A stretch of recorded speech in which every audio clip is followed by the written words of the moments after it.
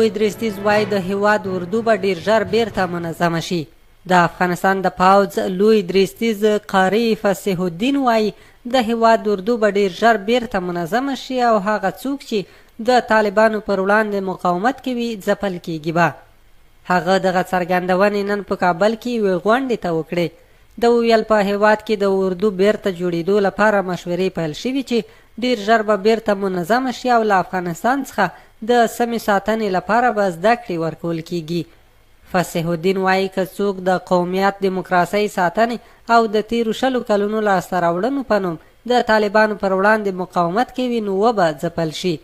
هغه زیاته کړه په هیواد کې ګډوډي رامنځته کوونکو او هغوی ته چې هیواد کورنیو جګړو ته بیایي اجازه به ورنه کړي.